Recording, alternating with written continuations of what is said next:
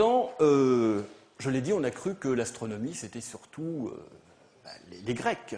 Et je me suis dit que rien ne pouvait mieux illustrer en fait cette vision un peu naïve de l'astronomie hellénistique que cette représentation de l'école d'Athènes de Raphaël, qui mélange évidemment à la fois des personnages philosophes, des astronomes et des présocratiques. Je rappelle que vous avez au centre là Platon qui tient sous le bras le Timée, avec à côté Aristote et son éthique, et puis sur le côté, là complètement à droite, vous avez de dos Ptolémée qui tient un globe, vous voyez, avec le bras gauche, et qui discute avec le fameux géographe grec Strabon.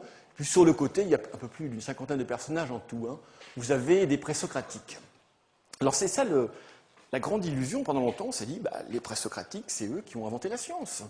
Les présocratiques, je le rappelle, c'est tous les astronomes et philosophes qui ont vécu, grosso modo, de Thalès jusqu'à Socrate. Alors, au début du XXe siècle, un philologue allemand qui s'appelle Hermann Diels a publié l'intégralité de ce qui nous est parvenu de ces présocratiques. Parce que qu'est-ce qu'on sait de Thalès? Qu'est-ce qu'on sait d'Anaximandre, d'Empédocle, etc. On ne sait strictement rien. Rien ne nous est parvenu de ces gens-là. D'accord? Aucun écrit. Les fragments que l'on a, la connaissance de ces présocratiques, elle nous est connue par ce qu'on appelle les doxographes, c'est-à-dire des commentateurs ultérieurs, et parfois des commentateurs de commentateurs.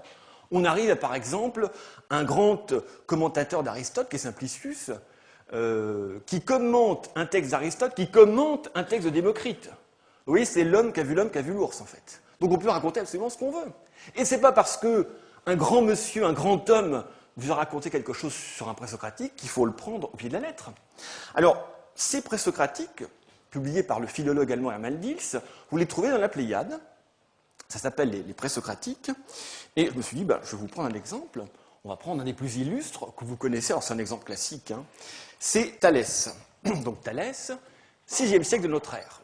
Alors, on nous dit, Hérodote, donc le grand historien grec, dit « La guerre se poursuivait avec des succès égaux de part et d'autre, quand, au cours de la 6e année, subitement, en pleine bataille, le jour se transforma en nuit. » C'est d'actualité, il y avait une éclipse.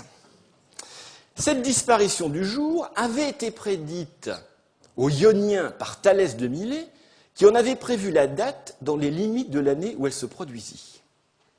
Autrement dit, qu'est-ce que vous retenez? Alors, ce n'est pas le seul. Hein. Vous avez Eusèbe, Cicéron, Pline, qui vous disent la même chose. Thalès de Milet, au VIe siècle avant notre ère, est capable de vous dire quand il va y avoir une éclipse et par où elle va passer. Est-ce que ça vous semble plausible?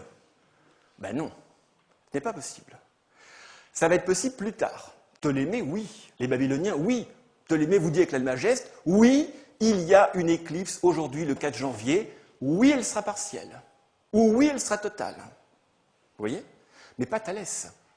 Alors, vous voyez, ça c'est quelque chose qui est raconté par des successeurs, qui est faux.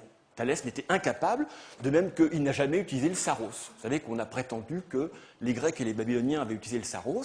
Le saros n'a absolument jamais servi dans la prédiction des éclipses. Jamais.